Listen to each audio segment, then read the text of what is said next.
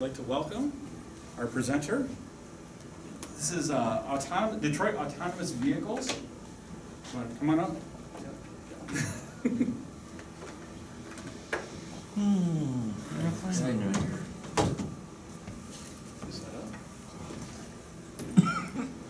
It's Alex Polonsky talking about autonomous vehicles. And we'll have a demonstration behind you. I don't know if you see a track back there.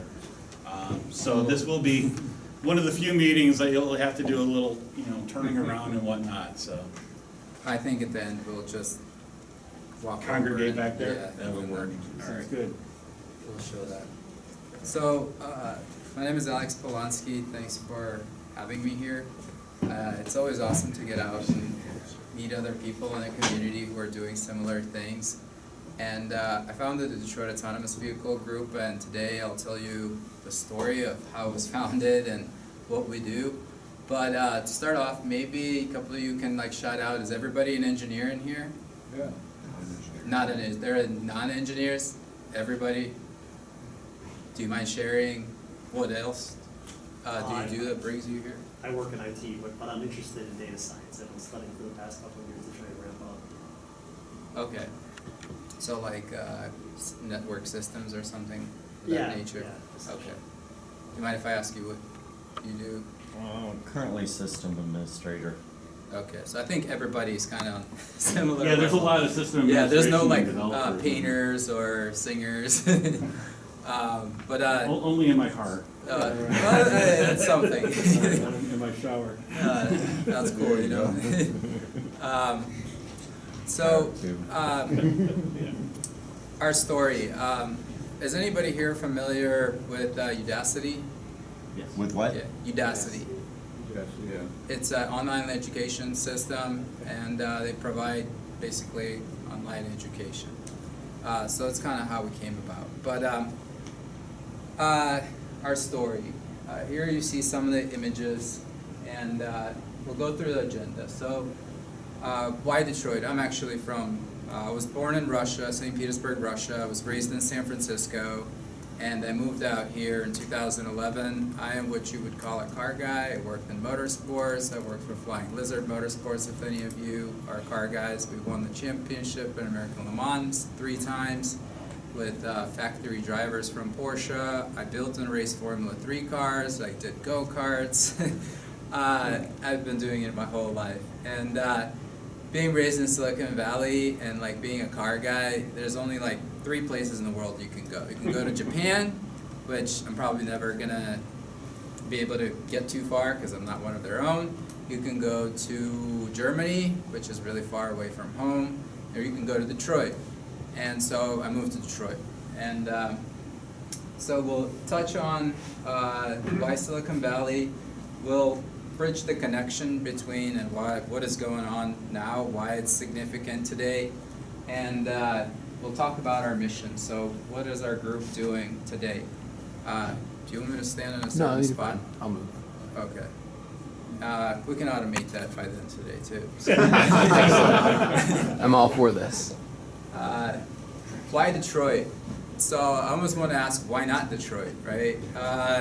And there's so many reasons that it should be Detroit, and with the whole movement of autonomous car that's happening today, it should be Detroit. Detroit was built on, the entire city was built on automobiles, on cars. You go back 100 years, and when the Ford Model T came about, and that wasn't the first car probably, but it did a really good job of bringing it out to the world, making it known, and just kind of turning it into something that everybody could own, he being Henry Ford. And Detroit wasn't anything much before that, and it had that entrepreneurial spirit, and it was up and coming, and people had to work really hard to get where they are. Kind of like what you see today in Silicon Valley, people moving from all over the world, and they moved there to make their dreams come true. And I think Detroit was that, and it did an awesome job at that. But then somewhere along the way, things happened and things changed. And there were some bankruptcies, there were some difficult times, but it's not about the difficult times. It's about how you react to those difficult times and what happens. And I think that Detroit is the perfect place for opportunity, especially today. I mean, when I moved here in 2011, I had the same ideas that I have today, and I would go to my companies and I would be like, hey, we should look into automating certain systems on cars, and we should look into opening an office in Bay Area, not move there, but have some of that. And companies were not, they were like, you're crazy. And then today people are like, oh yeah, can you please like come share your ideas and like show us what's going on and what you're doing? I'm doing the exact same thing, but the ecosystem changed so much. And it should be Detroit, because cars have actually been robots for a really long time. Maybe they're just not as sophisticated as they can be, but think about cruise control. I mean, and then I'll show you a video a little bit later. Fun fact I like to throw in here, which has nothing to do with cars, but also Detroit really prospered. I mean, the first Van Gogh painting to enter a U.S. museum collection was the DIA in the 1920s. Not a lot of people know that, but I mean, DIA is also one of the wealthiest museums in the country. Detroit had a lot. I mean, you go early 20th century, I mean, all the guys were here. Electricity, Tesla, I mean, there was a lot of stuff happening. So here we'll play kind of like I'll show you bits and pieces of this. Some of you might have seen it already, but this was in 1956. Like, self-driving cars are not completely new. It's not, you know, something that just happened in the last 5 or 6 years.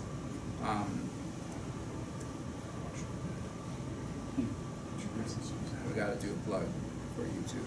So if we put a YouTube and not YouTube. Does this do volume? No volume? Do that after your. Audio? Greg, no audio? No, I didn't have to set it up, and we haven't. There's an audio plug. that's Oh, you. then, yeah, that would just be to No, this. we didn't set it up. If you. All right, if you just put it we'll on just speaker. skip to the part where it shows the car. We'll make up our own words. Yeah, I don't think you really need a whole lot, so I can just do a voiceover of what's kind of going on here. So in the 1956, GM already had an autonomous test track. So here, the concept is kind of like the same with the airplanes. You have a traffic control, and then people, and then they manage the self-driving cars. I mean, this was a concept back then, but it already existed, and it was out there.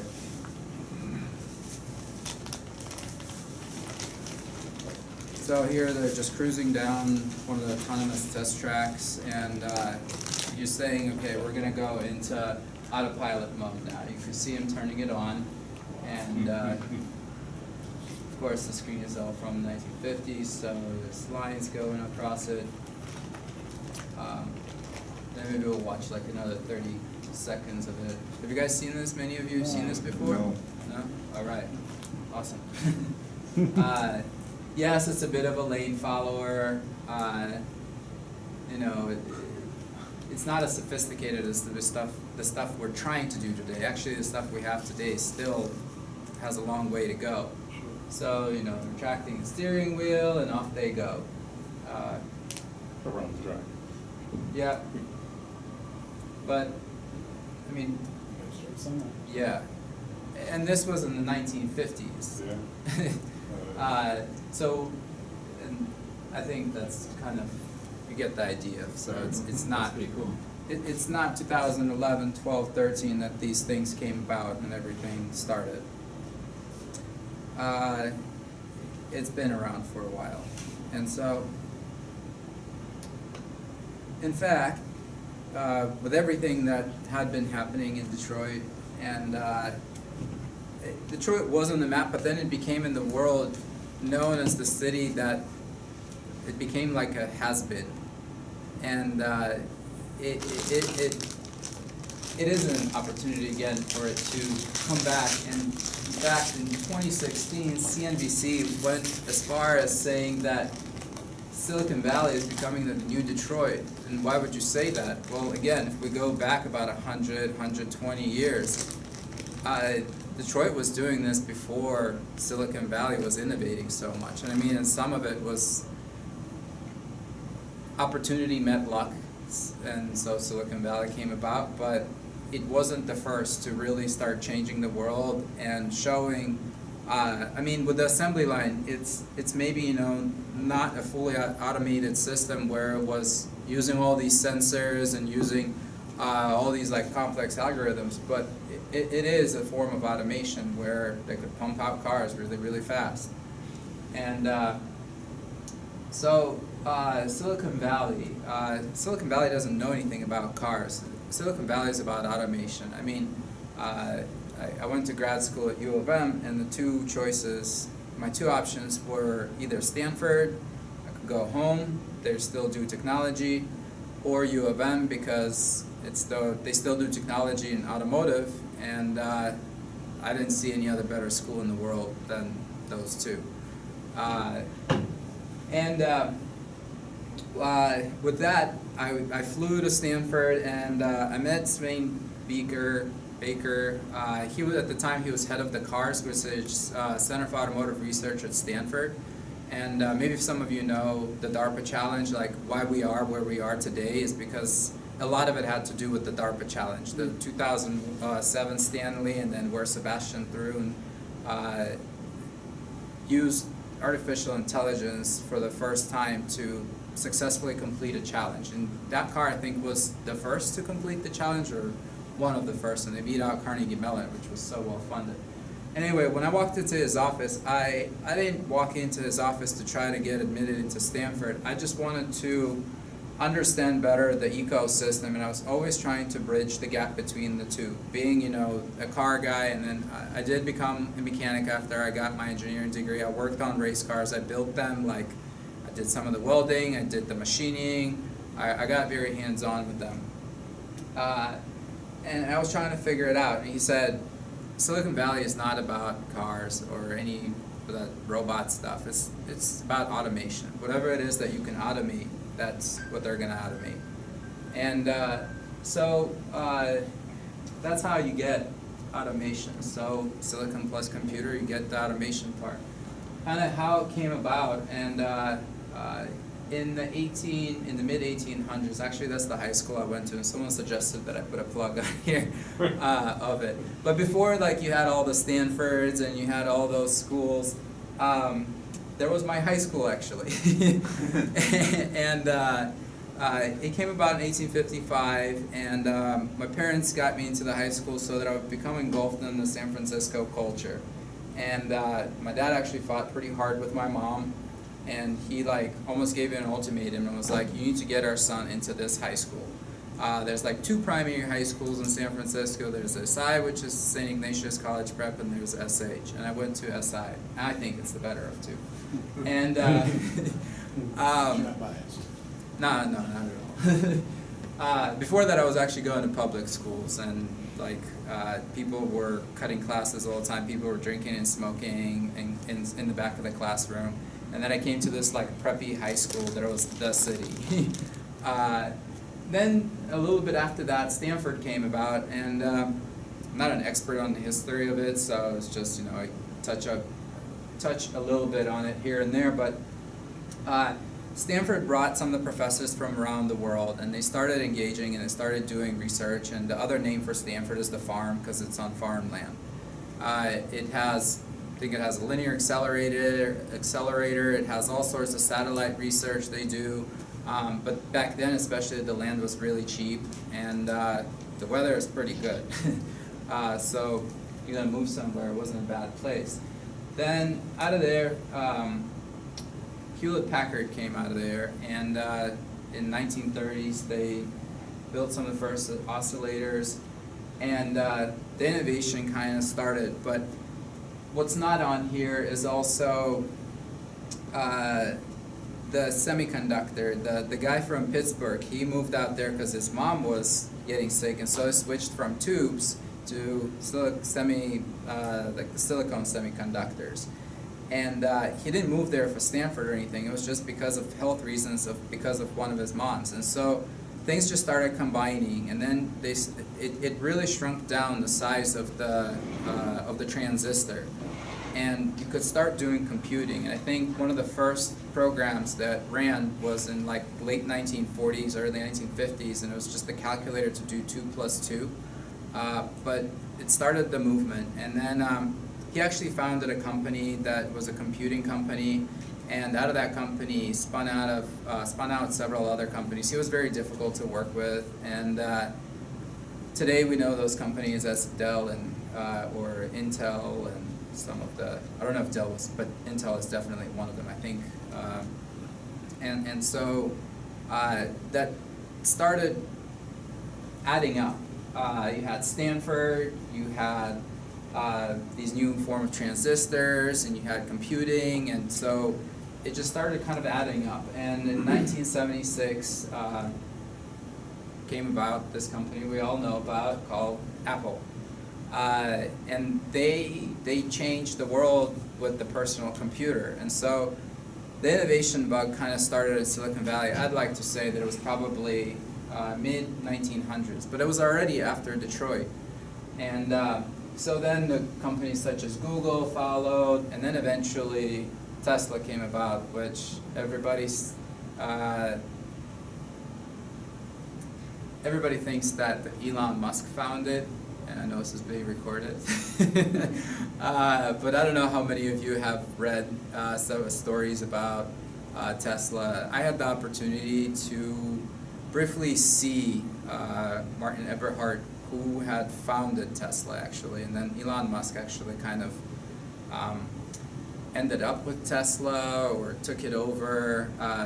He's very good at what he does in terms of marketing, and I don't know about his latest video and what he's trying to do with that. Marketing. Yeah, that's. I'm not sure that's a good PR move. Yeah, who knows? I mean, I remember specifically when Tesla went public at $17, and I was like, no way. Like, I know kind of how it came about. They lost all their tech, all their know-how. I'm not buying that stock. It's going to go down. Well, I wish I had bought it. Yeah. And so it's kind of a little bit of the background behind Silicon Valley and how that came about. And then how was the Detroit Autonomous Vehicle Group born? So if you put those two together, and then you include some DARPA, and for those of you not familiar with Udacity, it's an online education program that offer Nano degrees and other curriculums, everything from, it's mostly focused on STEM, but they offer, and so it's like, if you want to learn Python, or if you want to learn for me, it was the self-driving car nano degree program. That's what really sparked it. I mean, they do other things, and you can look up on their website all the things they offer. It's, I think they do Java, definitely do Python, because I took some of those courses and refreshers. But Udacity came out of, so it was founded by Sebastian Thrun, who had, I don't know if you guys are familiar with him. Is there anybody who's not familiar with Sebastian Thrun? Alright, so maybe I'll just quickly run through it. And he was the head of the Stanley program at Stanford in 2006, 2007. And that is the car that won the DARPA challenge, and they beat out Carnegie Mellon. And after he did what he did, they got a lot of recognition and a lot of publicity, and Google actually came to him, and from the stories that I heard, they came personally to him. Sergey and Larry personally came to him several times and asked him that, hey, come on over, he's going to build us a self-driving car. And he's like, no, it's way too hard, nobody can do it, it's impossible, it's not going to happen. Well, they came the second time, and then they came the third time, and the third time, I don't know how the conversations went, but he ended up being as the founder of Google Lab X, which has put out things like the glasses, Google Glass project came out of that. I think the Google Fiber came out of that. The hot air balloons for internet around the world came out of that. And of course the self-driving car came out of that. And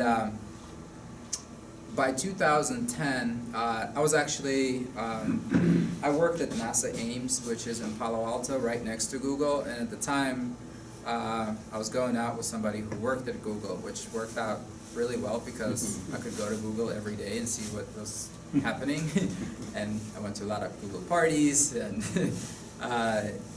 but what was interesting was to see what was happening with the vehicles. I didn't know about the project. I mean, it was a secret, and I didn't have access to that, to those labs. But I could see, they offered programs such as you could rent a Leaf for a day, and you could rent some of the other electric vehicles, and they were kind of getting, I guess they were getting ready, getting their employees ready, and at the time it didn't make sense.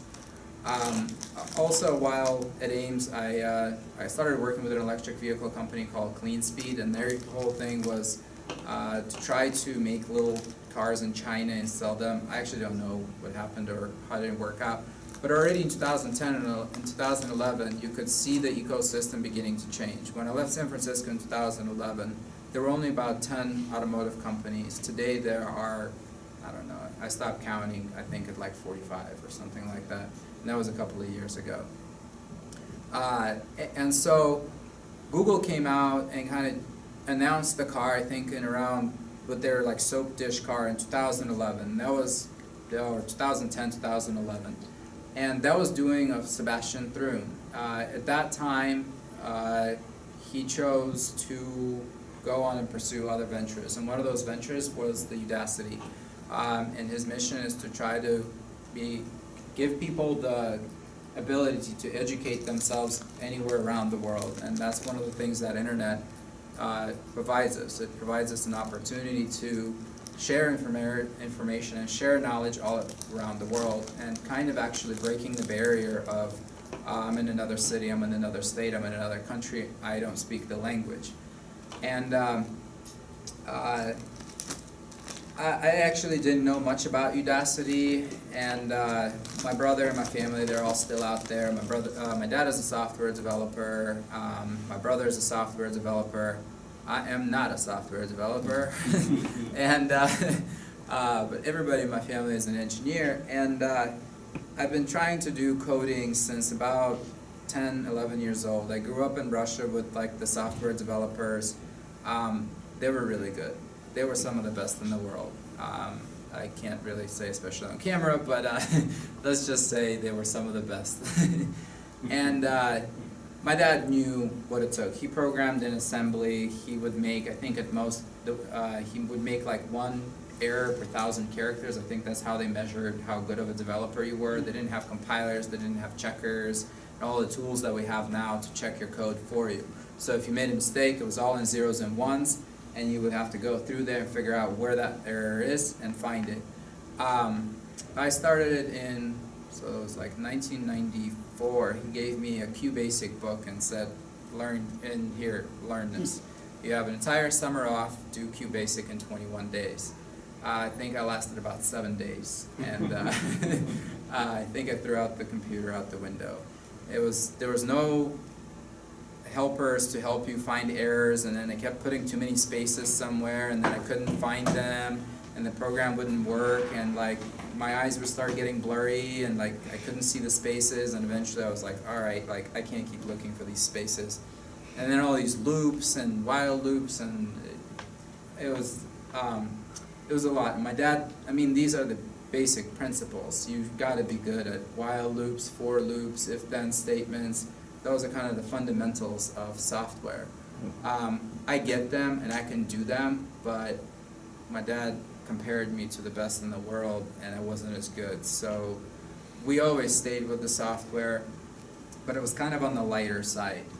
And I always kind of tried to get away from it, but I would always come back to it. I like to make things, and to make things, today, software is at the heart of, I almost have a hard time finding what software is not at the heart of.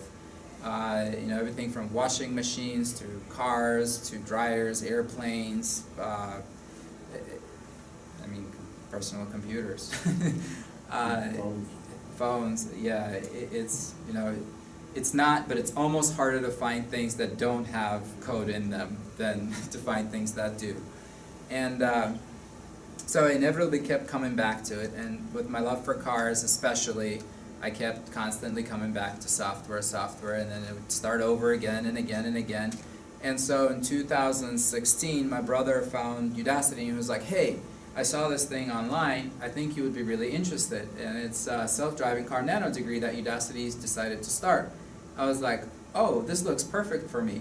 And so I enrolled in the first cohort, and then I unenrolled. But that was, I think we were moving or something like that, or we were going to go on a trip, and so I didn't want to take the time off right after enrolling and like fall 2 weeks behind right away. So I enrolled into the third cohort instead. As soon as I enrolled, I did the first project, and the first project was Hoff transforms and canny edge detection, and if you're not familiar with those are what you use, or at least what Udacity teaches you to use to find lanes. So you have to find a lane somehow so the vehicle can navigate within that lane. Well, luckily we have road markings that we can do certain transforms on. And so that's what they teach you. And then they get into a little bit of machine learning, the basics of it. And so I started looking at it and I'm like, oh my God, like to really understand this stuff, there's so much to it. There's differential equations, there's linear algebra, there's nodes, there is derivatives, integrals, there's just everything. And then that's just on the software level. And then you go into the electronics of it and there's just so much more. And so I kind of thought to myself, all right, so I'm only doing this small part in Jupyter Notebook, and then how am I ever going to transfer these skills over? Is this going to be enough? I mean, I've done enough degrees. I have several degrees and other certificates and stuff. And the one tool is, what good is this knowledge if you can only keep it in virtual space? Well, there is good, of course, actually. But then in robotics, you got to be able to, it's much more valuable if you can implement it in real world. And so I wanted to do a project where we take the knowledge that we were getting through Udacity and then implement it in real life. And also I wanted to understand all those things, such as what we already described, and then also Python. There's a lot of programming that goes into this stuff. And I started a group, and we called it the Detroit Autonomous Vehicle Group. The reason we called it that, I wanted the name Detroit in the name, because that's why I moved here. I mean, I don't live in Detroit, even though I would have liked to, but I've actually moved like 7 times. Sometimes I had to go to Chelsea, sometimes I had to go to Milford, sometimes it's Auburn Hills, sometimes it's Romeo, sometimes it's somewhere else, and I just like driving so much every day, I mean, I worked as a calibration engineer in powertrain. I developed transmissions, as some of you may know. The 9-speed, I worked on that, the Chrysler 9-speed, that's like world famous. But anyway, and I reached out to Udacity and I was like, I want to start a group, and they're like, here, start a meetup. And I looked at meetup and I'm like, I don't want to pay the money. Like, I'm already paying like to do this, now I have to pay here, and now I have to pay there. It's like, how much money am I going to have to spend on this thing? But then I thought about it for a couple of weeks and I was like, let's try it. And that's how the group was born. And then, if the computer wakes up.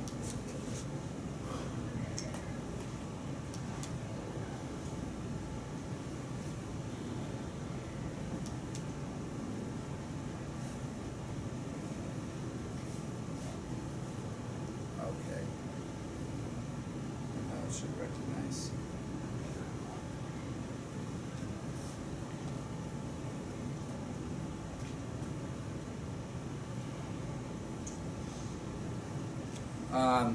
We started meeting at at a coffee shop, and you know, they say garages, right? Like one of my real estate friends, she is selling houses, and she's constantly showing off how good the garage is.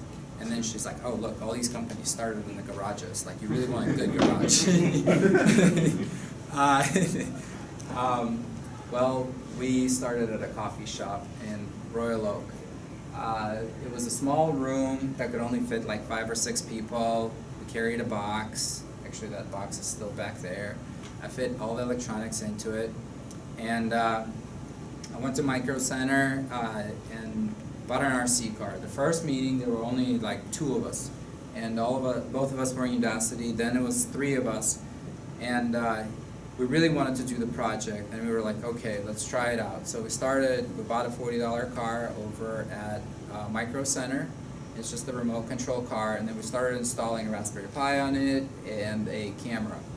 And we thought that we could totally run the Udacity stuff on there.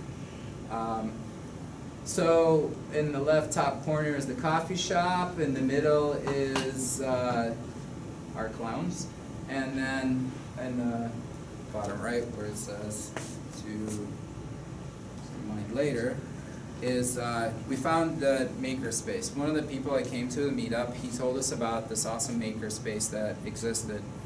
And are any of you familiar with I3 Detroit? Mm-hmm. Are any of you members? No? For a long time. Yeah. Yeah, well, it was worth the $50 a month for us. This stuff is pretty complicated, and you need a lot of different tools. And actually, you don't need that many different tools, but the tools that you do need are really expensive, such as good oscilloscopes, and that is probably one of the main things you need. And those cost tens of thousands of dollars. And I was contemplating whether I need to spend $90, so of course I'm not buying an oscilloscope. And so we moved to a makerspace. It's not the fanciest looking place, but it's very, very functional. There has an electronics lab. It has different areas. If you're ever in the Ferndale area, come check it out. You can, I can give you my card at the end. You can contact me if you want to come in and check it out, or you can just knock on the door and ask somebody for a tour. Even if you just want to take a look at what it's like. The difference between that and Tech Shop is this is still very much a community, and so there is an ongoing struggle, like how do you maintain the community and at the same time make enough money so that you can buy the tools that you need. And but so far we've done an awesome job of remaining a community, and there's about 160 members, and everybody is a maker. So we totally wanted to be in a place such as that, where there are fellow makers. So then the team kept growing, and actually after halfway through the second project of term 1, I stopped the program because I had to choose. Either I'm gonna do the program and continue on with that, or grow the group. And I thought that it was a better idea to grow the group. I would still learn from people who are in the group, and I actually still could work on the projects. And then I'll show you at the end of this the project that I built.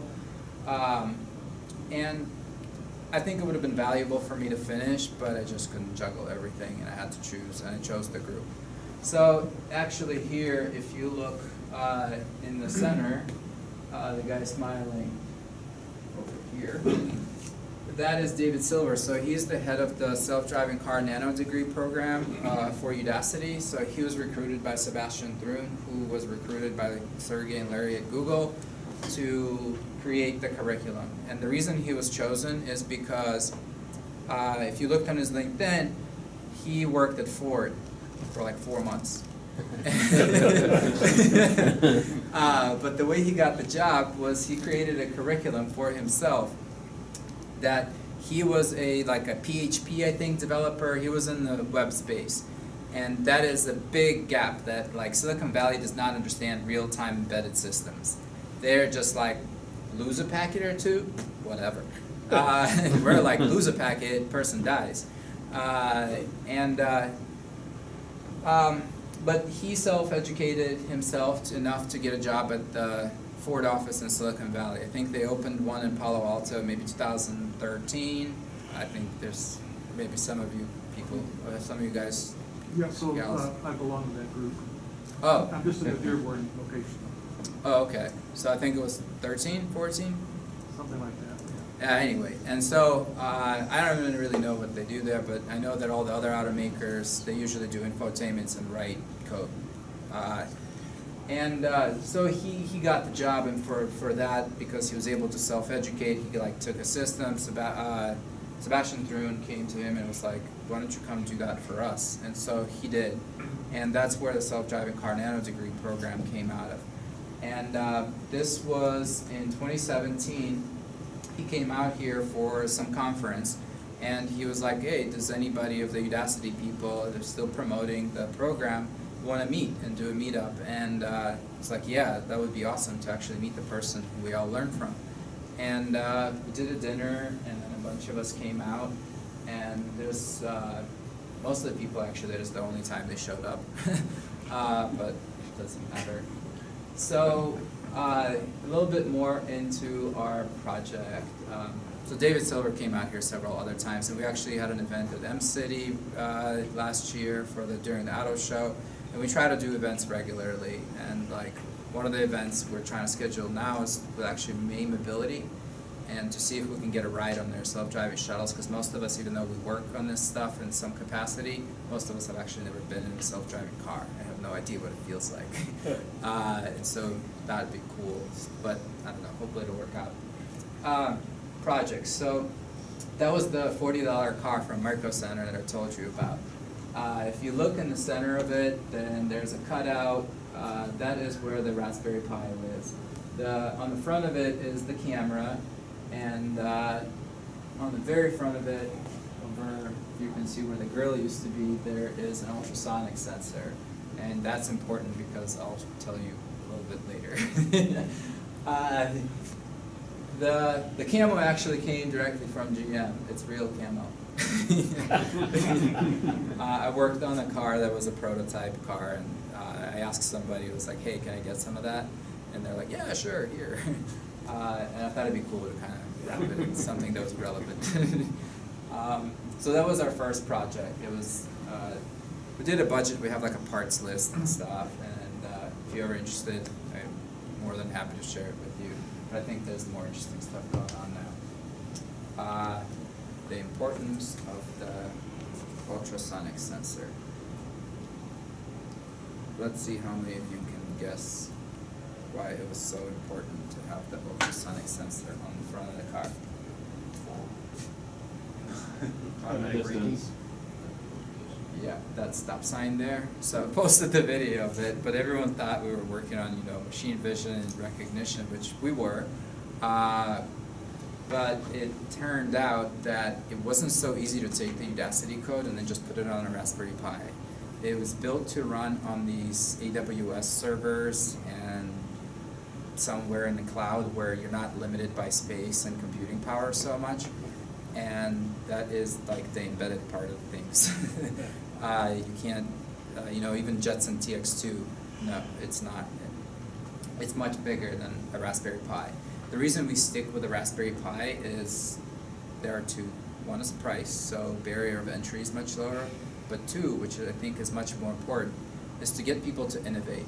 Because if you can make it run on a small chip like a Raspberry Pi or a Cortex M7 or something really small or an M0, then you can definitely make it run on a Jetson TX2 or a much bigger one. But here, this forces you to think. And also, if you make it work, no one else in the world has done this. And we did make it work, but not without help. Things changed. But this was a great introductory video. I didn't write, I just posted it and didn't write anything, and a bunch of people commented, they're like, oh my god, you guys did it! And then when they'd ask, I'd be like, yeah, we did it with an ultrasonic sensor. But still, we got as far as, the camera was streaming onto a laptop, and then back there I can show you, the car is stripped out now, it doesn't do anything, but we were basically able to control the car from a laptop as long as it was on the same Wi-Fi network. And we could get the image onto a laptop, and so basically we would drive it from the laptop and use the camera to see. And actually somebody freaked out at the coffee shop because one of the guys drove it out and started driving it through the coffee shop, and people were like, oh my god, what is going on? And someone almost stepped on it. And then we moved on. We wanted to do something more advanced, and by advanced I mean PWM controls. So the other car was very digital. It's just it came literally with the remote, like full forward or no throttle. Another challenge was how do you get a car to stop with no brakes? Well, does anybody have any ideas? Go reverse very quickly. Yeah. I mean, it didn't take long to figure it out, but it never occurred to us until we got to the point where we needed to stop. Because the first videos where we wanted it to stop at a stop sign, it would keep going and smash into the wall. And then we're like, oh, it never occurred to us that we can't stop the car. Well, it was pretty easy. I mean, we just made a class for braking, and we just implemented that. But then the car also couldn't only turn full left or full right, and it would click, and it was kind of clunky. And I thought we were ready to move on to something a little bit more advanced, and the fisheye lens and PWM controls, and that's where this is a Sunfounder car, and we basically did nothing with it. It turned out that the camera mount is way too shaky, the car has way too many wires running all over the place, and as we were still continuing to try to port the Udacity code onto a car, we just kind of, we found something else. And I'll tell you a little bit later what that else is that we found. The approach. We took a 3-module approach to the whole thing, which came pretty much from Udacity in some capacity. The first one is lane finding. That was totally Udacity. So canny edge detection, Hoff transforms. Canny edge detection basically looks for color gradients and because the lines are white on highways and or most of the roads. And I know there are a ton of issues with this, but it's the starting point. So you can look for the edges and you find that line, and then Hoff transform connects the lines. So it draws a straight line through the point.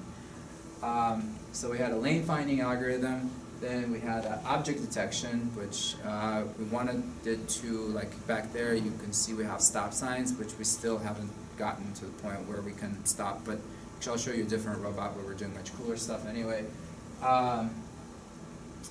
We wanted to find a lane, we wanted to drive down that lane, and then we wanted to come to a stop sign, we wanted to stop at that stop sign.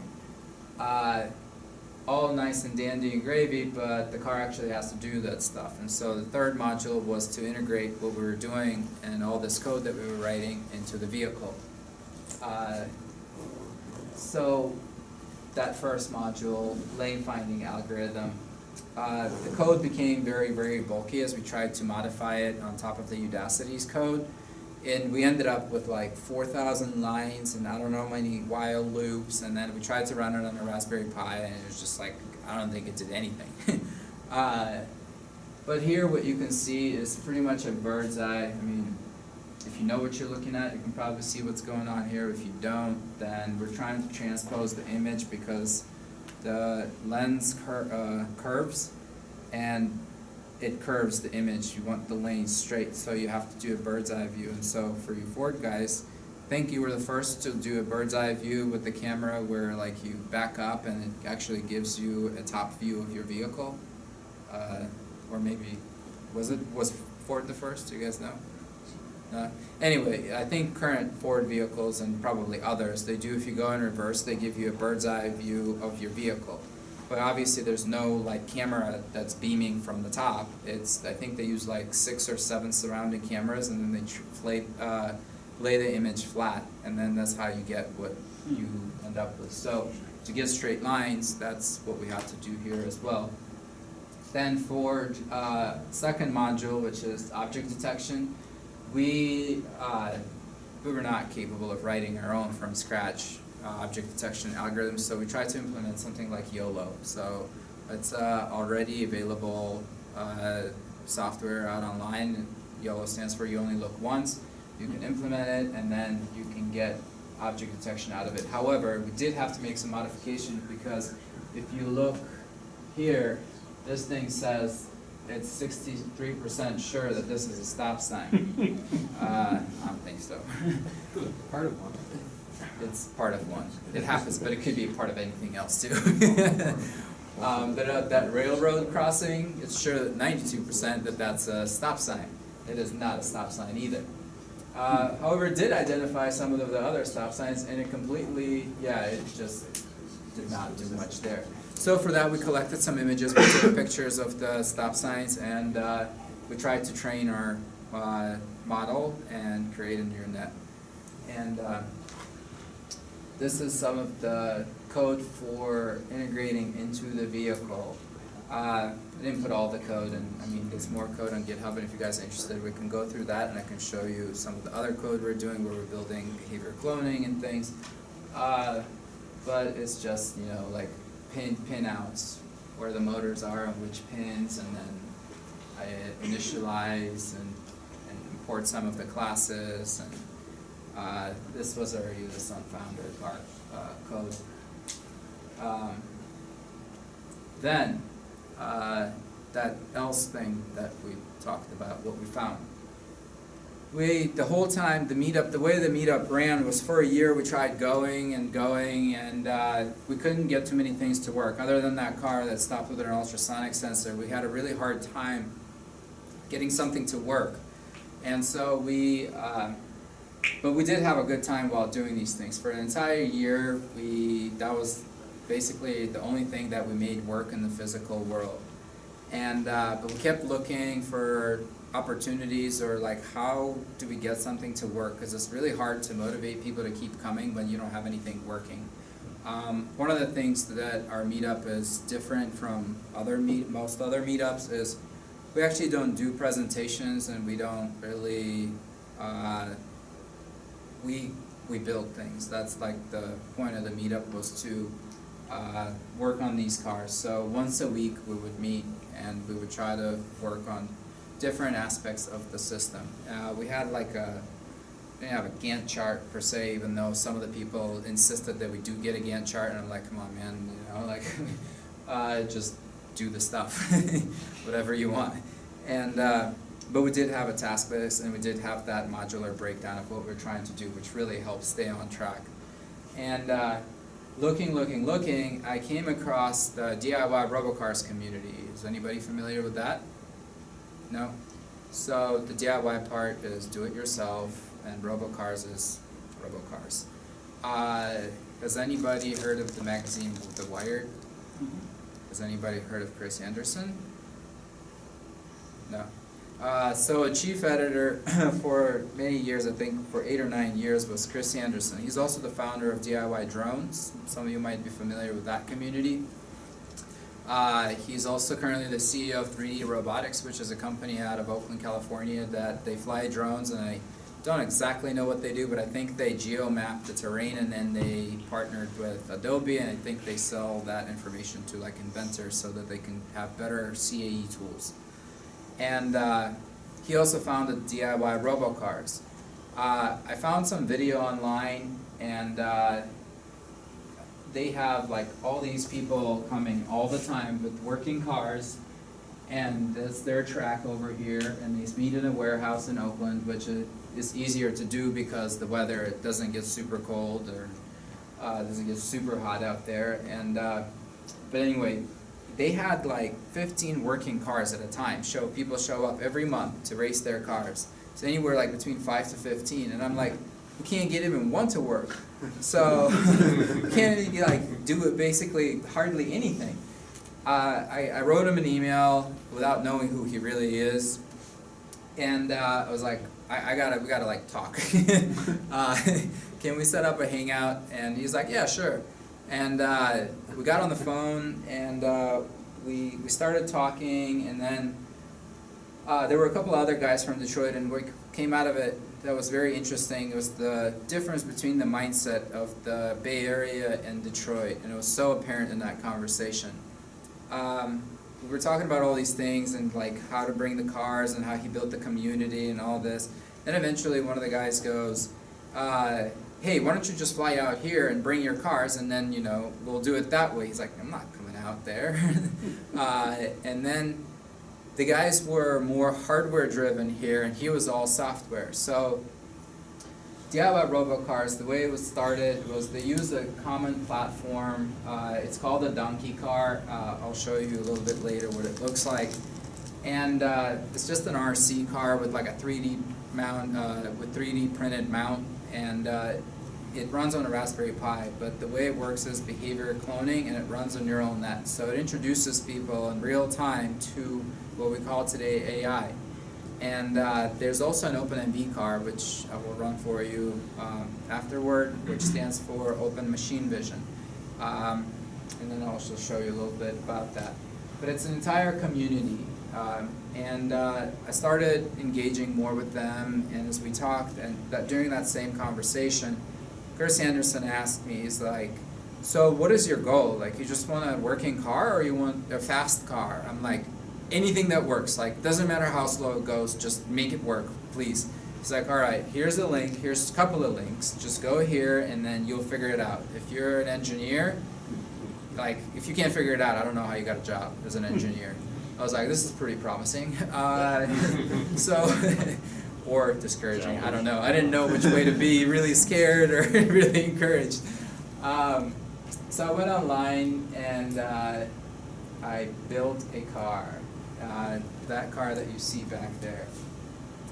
And with that car, we were able to have our first challenge. So the goal is to have people, to encourage people to come out and like build their own cars. And the reason I think it's important is, so the way I got today's job, I think a lot of it had to do with the group. And honestly, at the time my resume read, it was, you know, all this powertrain stuff and NASA and publications and other things.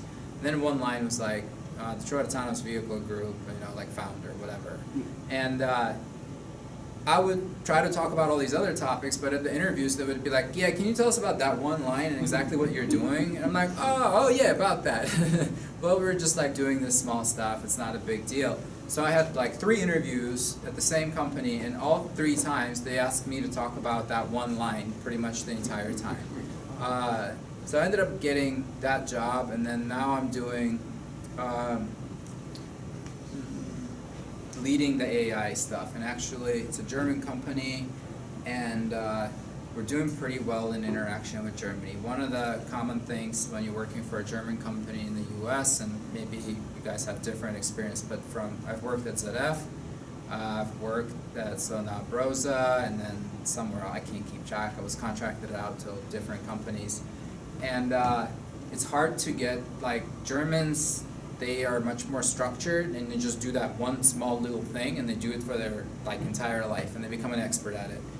And then here we wear multiple hats much more so than they do in Germany. And so everybody's like an expert at what they do there. And so whoever you talk to, they're like, oh, you don't know anything. And so one common notion was that guys in the US are just don't know technically like what they're doing. And I don't know if it's true or not. I don't think it's true. And but it's just one thing I've noticed in the industry as I worked in it. And we're actually they come to us asking us for questions on AI and how to build a system. And to me, I think it's an accomplishment. It's not, you know, what I'm after, but I'll take it along the way.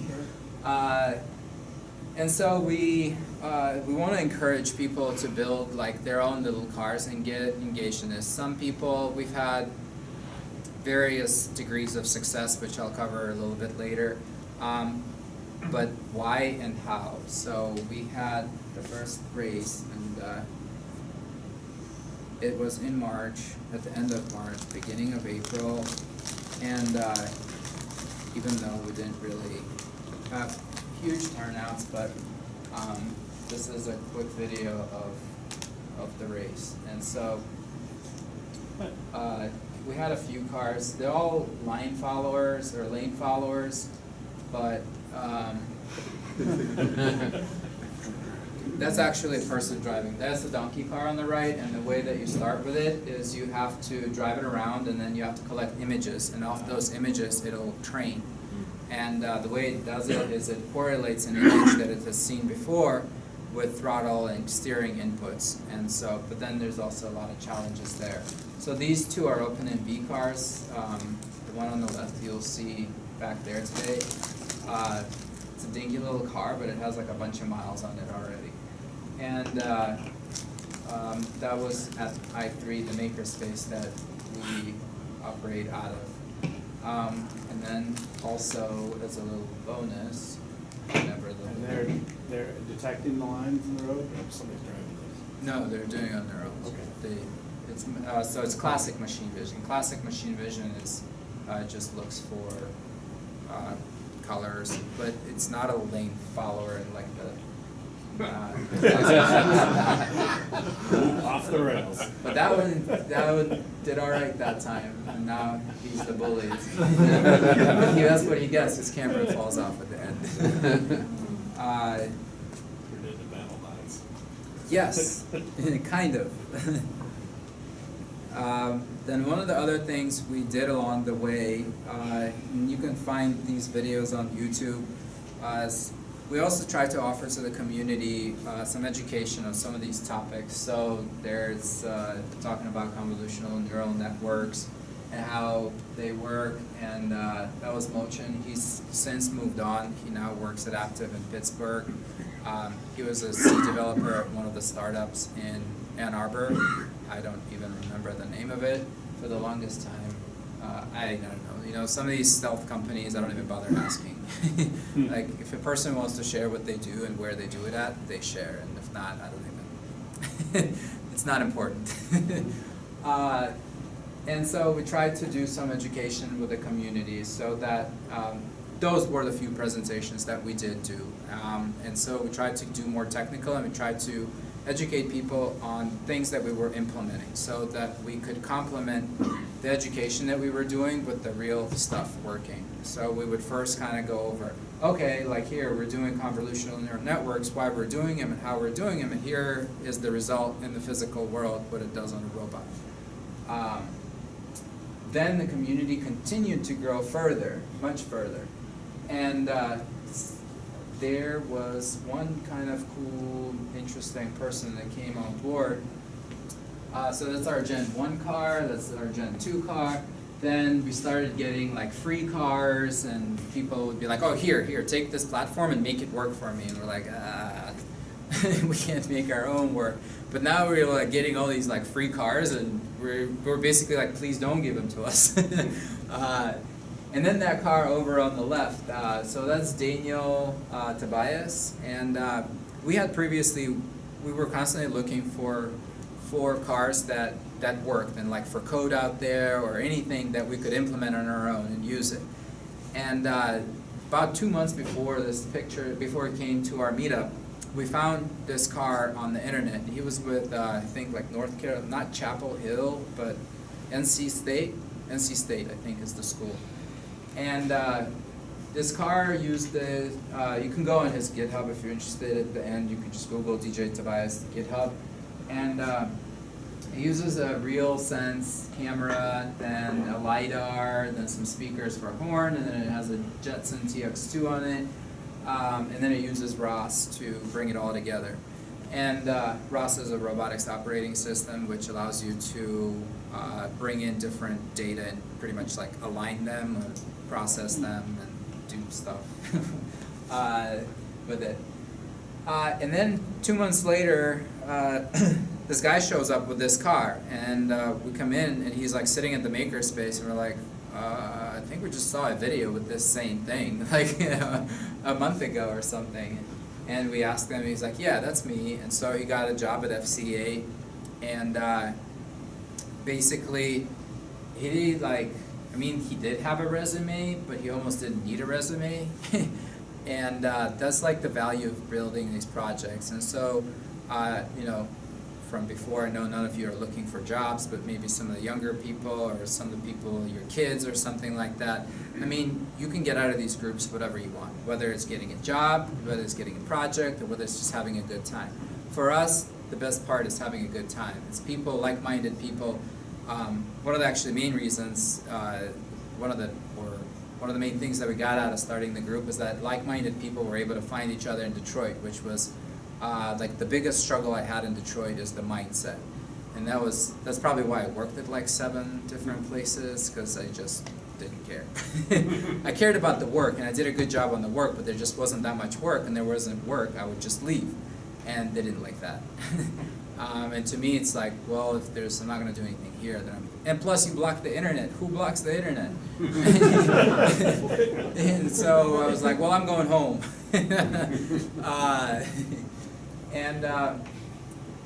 So that was really cool. He brought in the car. It's never really run, but it gave people like motivation.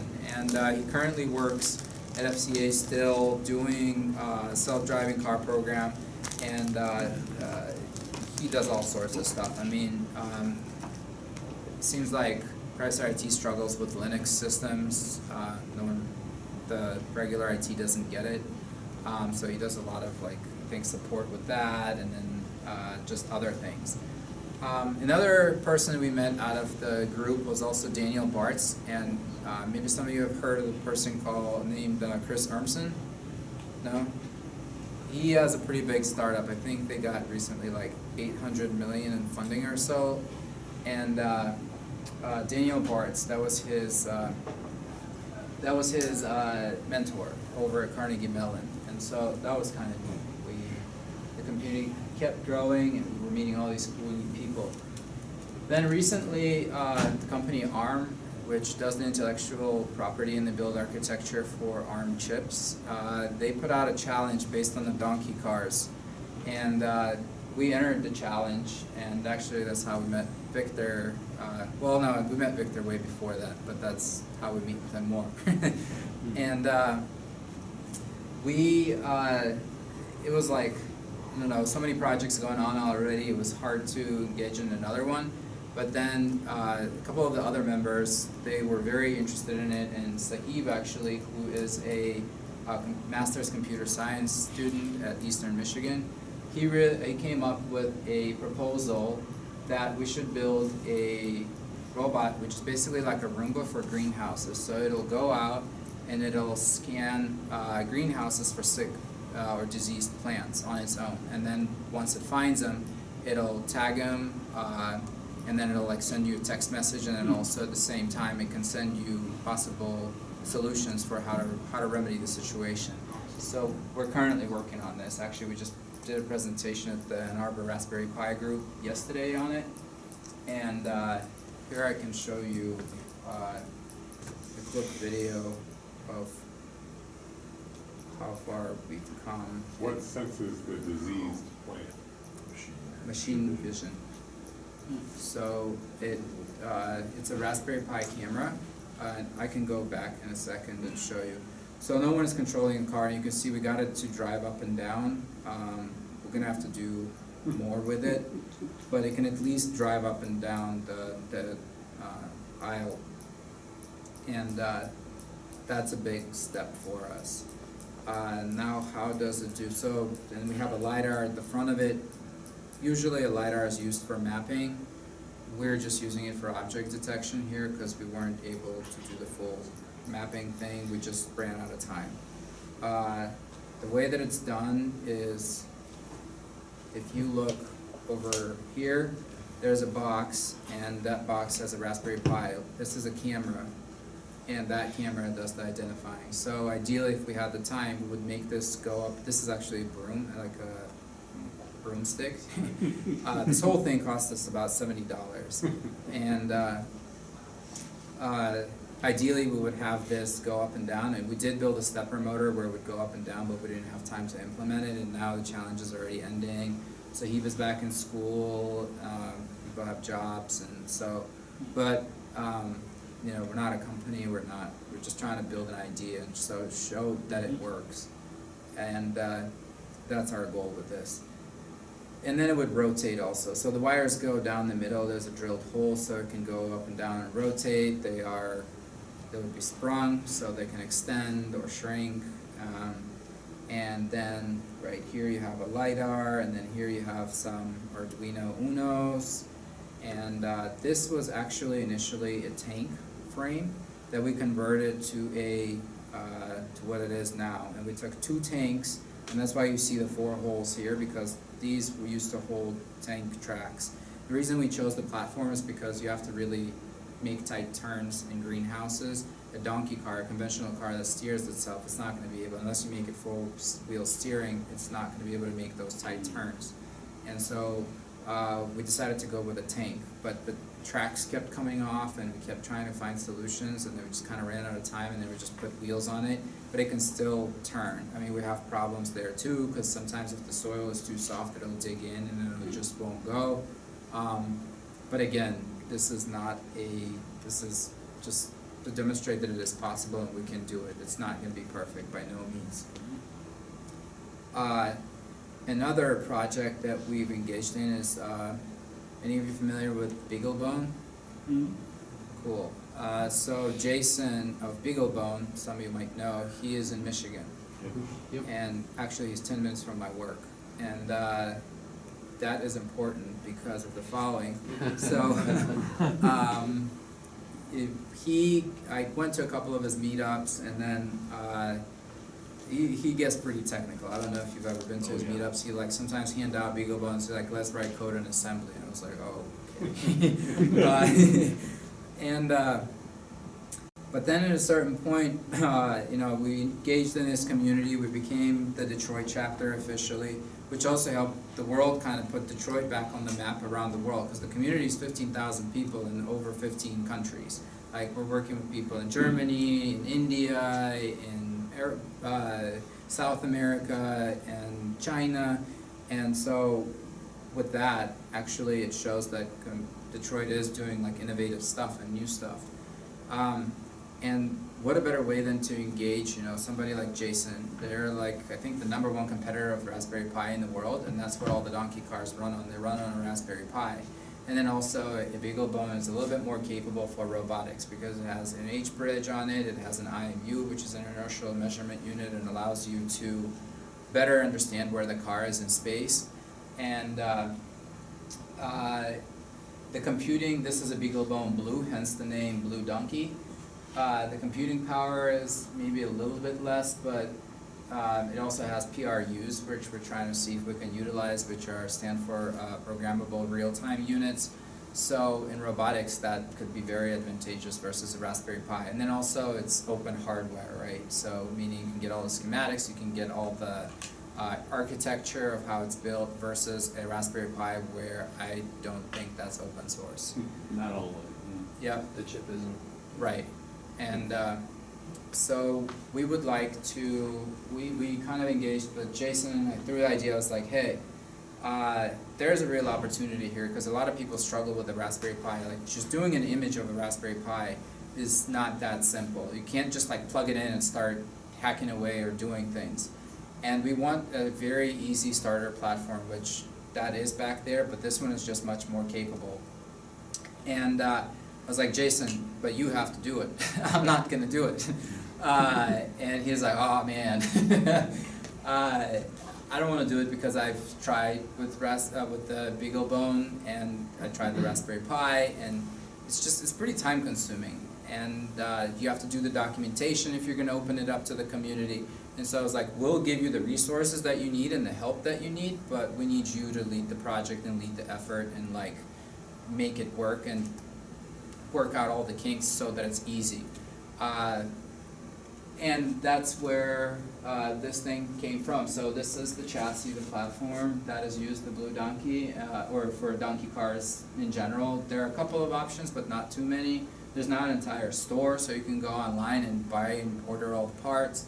And then that is the frame. And so here you can see we went with a wide lens camera. The Raspberry Pi, it uses a ribbon for the camera, which is unique to the Raspberry Pi. So you can't just go pick up a lens or a camera and then just plug it into the Raspberry Pi and make it work.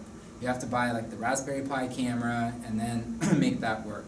This thing, you can plug in a USB camera, whatever you want. I mean, you're obviously gonna have to modify things. And then it's just easier to have more options. You're not so limited to whatever Raspberry Pi puts out there. And it gives people an opportunity to innovate, really. That's the whole point, is to enable people, to give them more opportunities and more platforms to do what they want to do. And so that's another project we're currently working on, and we will be going to the World Maker Faire in New York The company Make actually reached out to us basically, and then they really want the presence of robocars, and they're helping us get out there. Like, they're helping with a lot of resources. There will be 5 of the chapters there. So it will be Detroit, DC, Boston, New York, maybe Ohio. And then we were even able to offer a first place prize of a LiDAR. It's a small LiDAR, but it's still to get you enough to start learning about small robotics, ROS, and all these things if you decide to do so. I am not that well versed in ROS, and it's not that simple from what I understand. And so also the motor drivers are right on here. You can do that. And then so where would we like to go, kind of like next steps? So the mission of the group is to democratize technology for everybody. I know it sounds very ambitious, probably not going to happen like that, but we want to offer those opportunities. And we're doing it in 3 ways.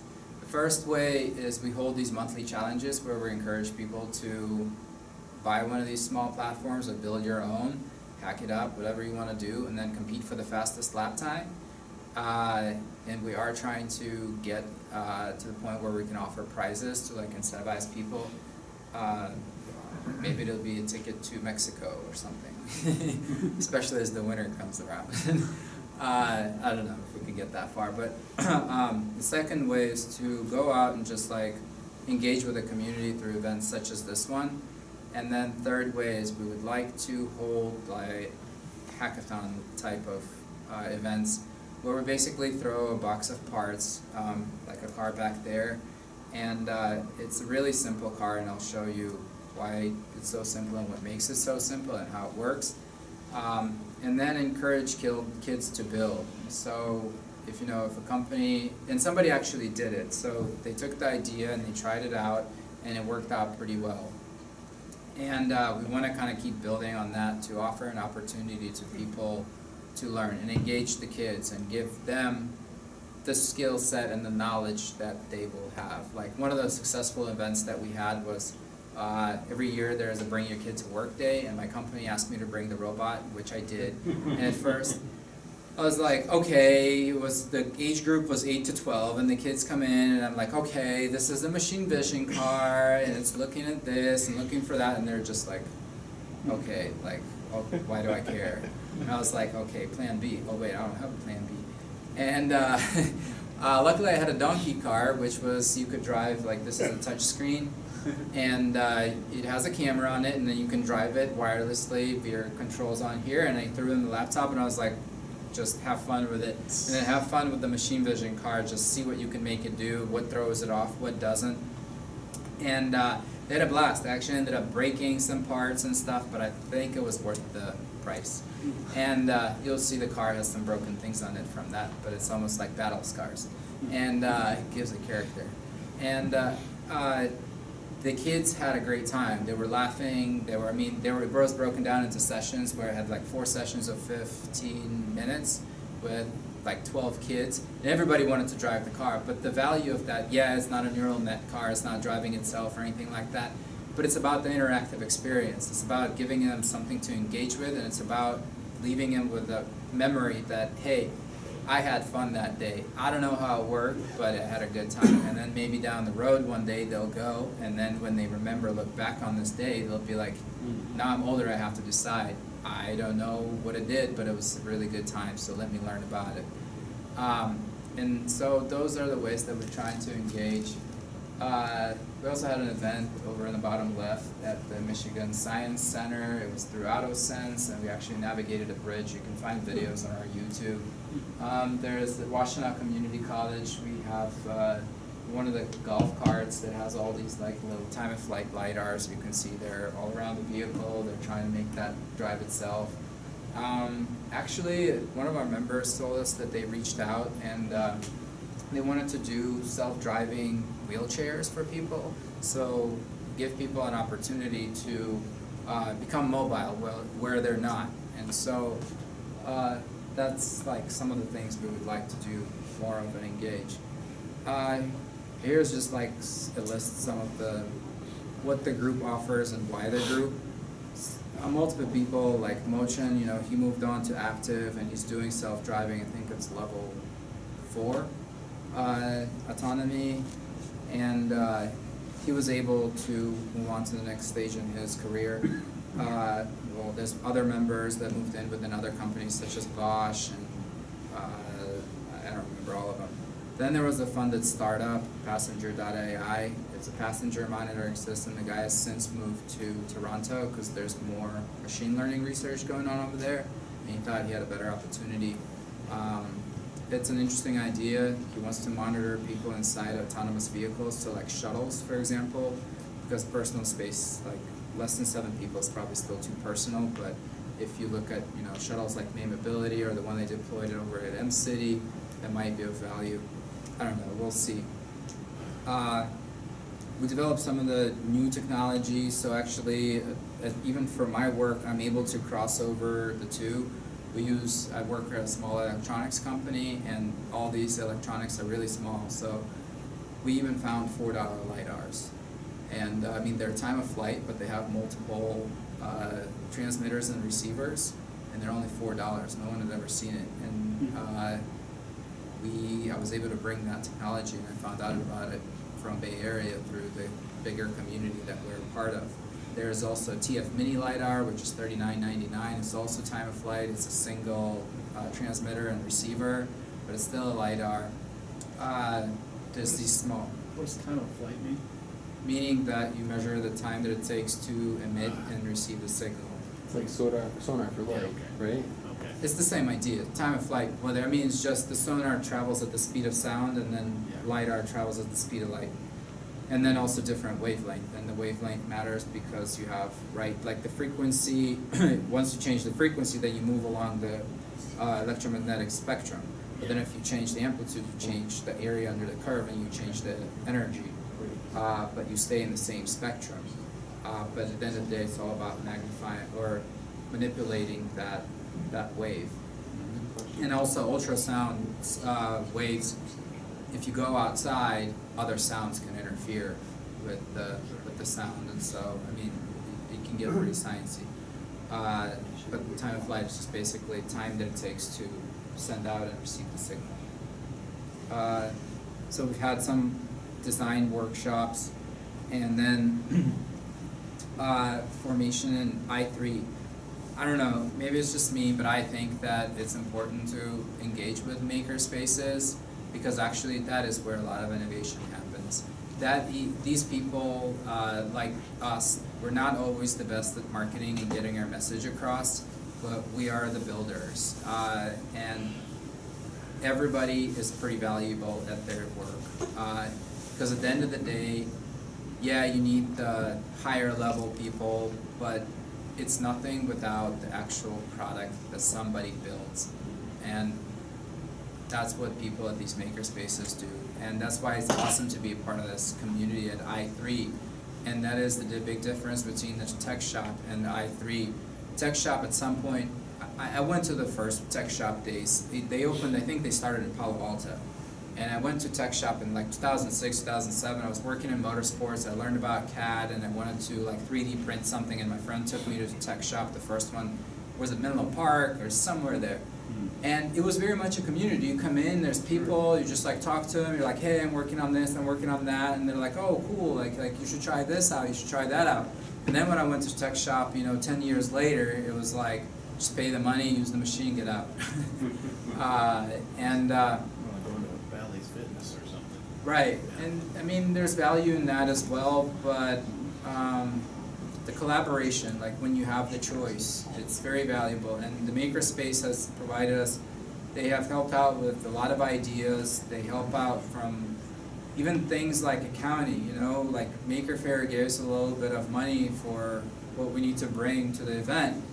Well, I file my taxes, now I don't make any money, but I'm losing money on this. So it's like, but there we have a SIG, and they're able to help with even things like that.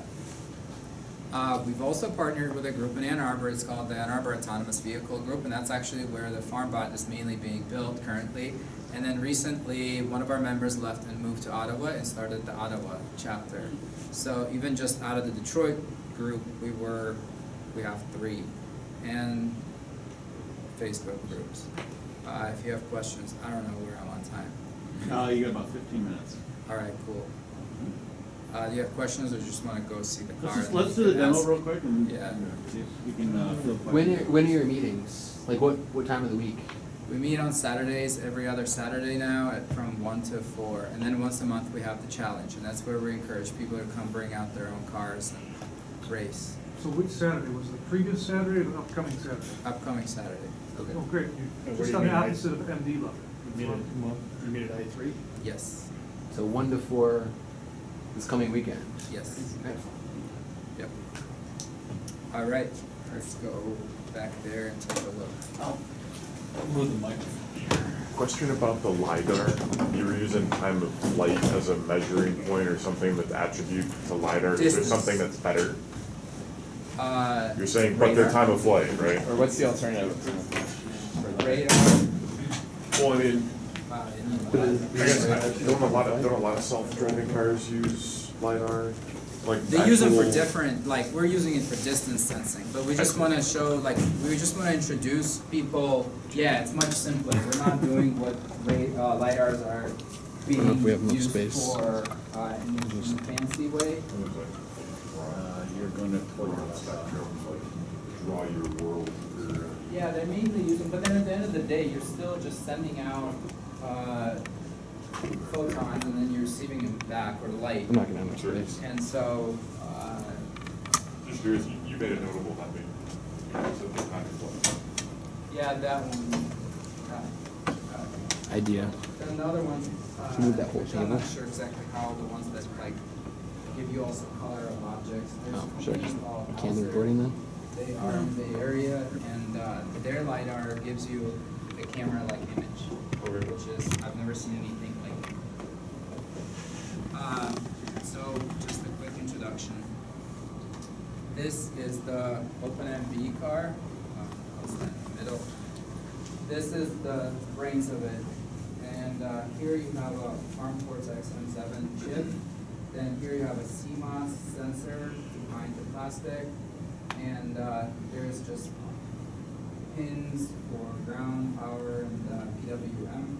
It goes to a $5 control. This thing is $65. This is a 3D printed mount, which is like, I don't know, it depends on how you do it, but $15, let's say. Then this is the speed controller for the motors. These are C motors. There's encoders, but they don't do anything. And then you have the chassis. All this put together is about $100. And there is, so to make it work, there's a Wi-Fi shield on it, but I have not made it work yet. So it works with the telephone. No, just to get it started. Okay.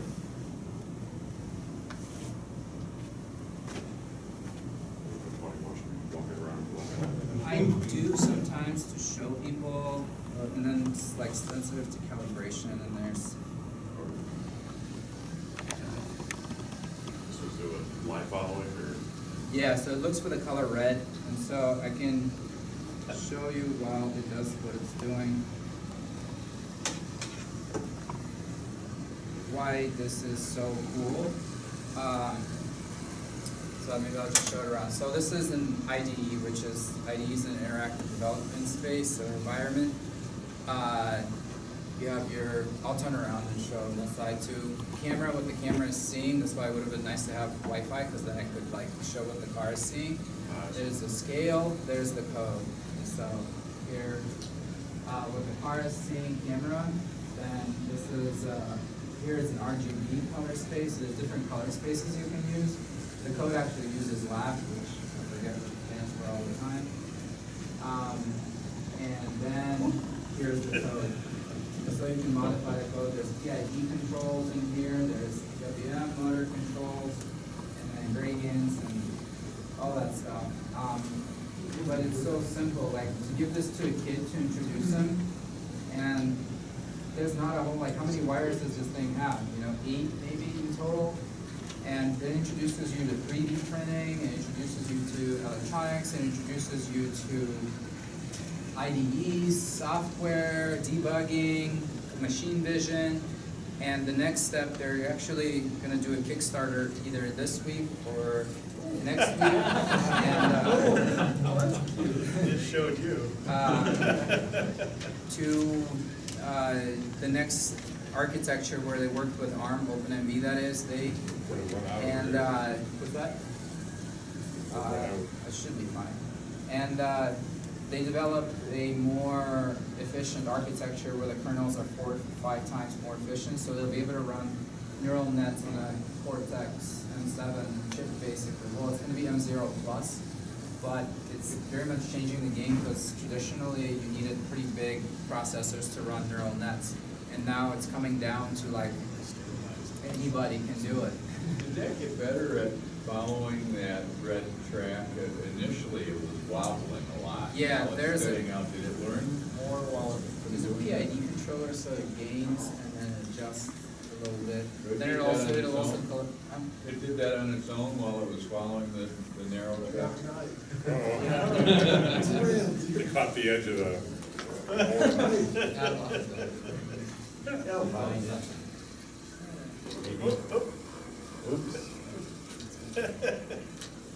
Oh, red. Oh, yeah. It's like, oh, there it is.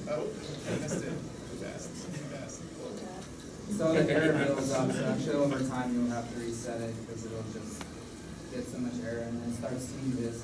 And that's where actually this is a good time to show the example of like how easy it is also to get an introduction into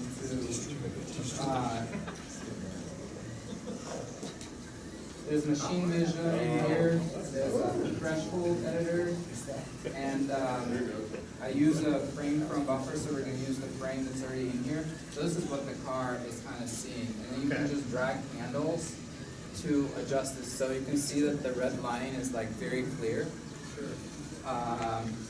And then just for simplicity, you know, if I drag a handle,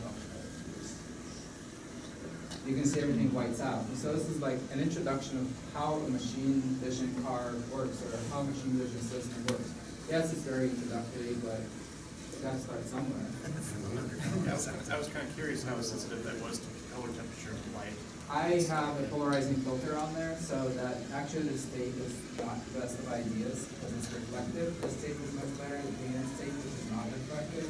And so sometimes I do get trouble where, I mean, this is a $65 camera. Like I had to put a piece of black tape on the back of it because IR light was getting in through the PCBs are manufactured in China. And there's a problem that the IR light gets in through the back. And I figured that out just by over time and doing things. And then I was like, oh my God, why does it, you know, I'll connect to it and walk with it just to see what it's seeing, usually for a lap. And then, but you learn about these things like IR light, you know. No one, you might not think that IR light would impact regular light, but it does.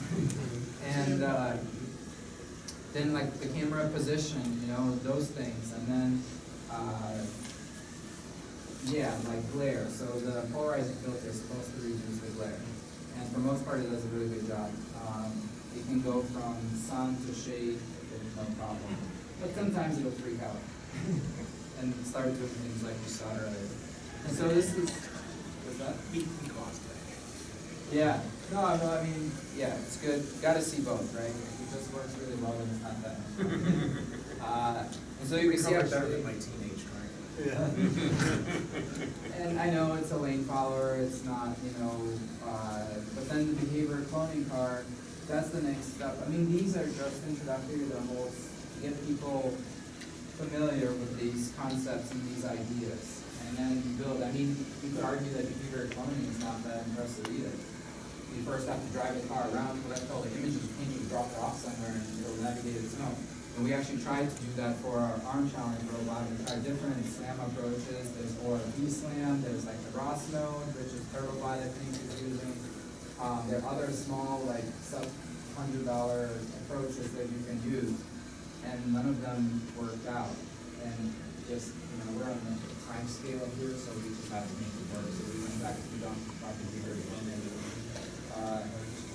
and here we are. So we have this car. If you want to go up to the next level, you can get into behavior cloning. Then you just introduces you to neural networks, what it's like to work on a model, what it's like to implement a neural net, what it's like to work with Amazon Web Services, cloud services, computing services, all that stuff. And then we're also building the Blue Donkey, who would like to ideally release it to the world at the New York Maker Fair, but I don't know, it seems very good. So we have like some things that are solving out, so hopefully, but we need to release it with documentation so people, but the whole point is that you don't need that much documentation, that you just plug and play. And the big difference also, at least for me, since I struggle with software, but I do understand it for the most part, is you got to SSH into the Raspberry Pi. What that means is you got to get it on the same network, you got to get into it and connect to it. Whereas with the BeagleBone, you just open a web browser and then connect to the Cloud9 and then you're in. It's simpler there. We've got about 5 more minutes. So I think the 5 minutes we'll use, I don't know, do you guys have any questions? So the IDE that you had running a second ago? What is it? What is the name of the IDE? OpenMV IDE. So they created their own IDE. If you want to buy a card, some discount. That's like that, I think. I'm going to show you. So it is doing cool things, and then show you after the rest of the sound. Sorry, what's your question? So you said something about a cloud service. Oh, Amazon Web Services. So the model is trained in the cloud. So you collect images for behavior cloning, you drive the car around. You need about 30,000 frames, and then you push it into the cloud in Amazon. That's how the whole world is able to do the same thing all around the world. It's because they built a model, and I think the guy who built it, he was one of the first guys in the world who developed a system with real-time translation. So it would look at a text, and then it would translate it into any language real time. And then I think Google now owns that company, and I think he built it first in the language. Was that? I think they use it for goggles, but now it's part of their translate program too. That's what started. I was in Italy and it was, like, didn't know what the menu said, so I looked at my phone and just looked at like. It might be him. So he's part of the community. I have not met him personally, but there's a lot of interesting people in the community, actually. I've had some interesting conversations and met some cool people. But that's where the Amazon Web Services comes in. So they created this model, and it lives up there. And so you don't have to create your own model. But you will probably hit some snags where you'll have to start learning what it takes to make it work well. And get introduced to these new concepts that otherwise are nobody's introducing. And you're introducing it in actual, like, real world, not just virtual space.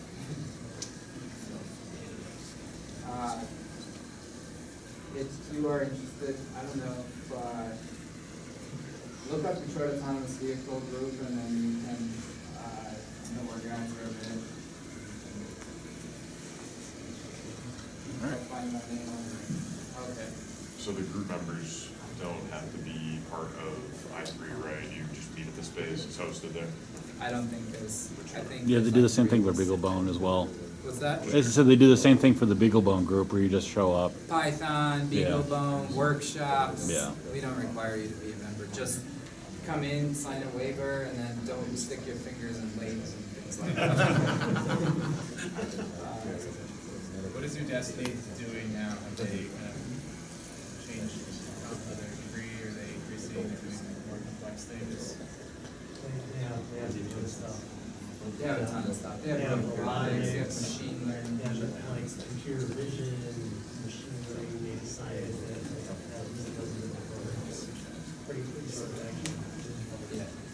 I just joined it for this particular program, but they have, there's also another pretty good intro to AI, by Andrew and G. Yeah. They all came out of Stanford. That's from 2012, right? So it's still pretty Machine learning. For deep learning, so it's more specifically deep learning, it's been updated on Coursera, I did that. Yeah, I think it's called specifically. I mean, you can also go, like MIT offers 3 classes, Stanford offers 3 classes, probably Berkeley offers 3 classes, Carnegie Mellon probably I offers. think the best thing I would ask you though is to actually do projects.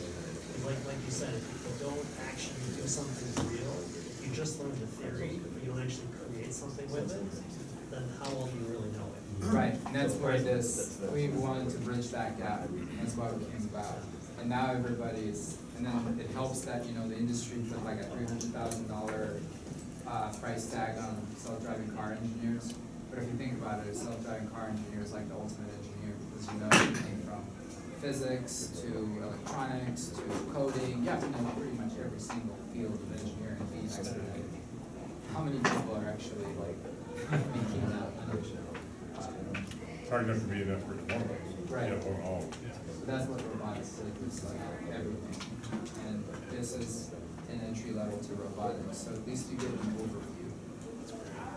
It's definitely helped my career and many other people. I mean, a lot of people don't come to the group anymore because they got what they wanted. And then some of us wanted something else. So. Thank you, everyone. Hey, thank you. Yeah.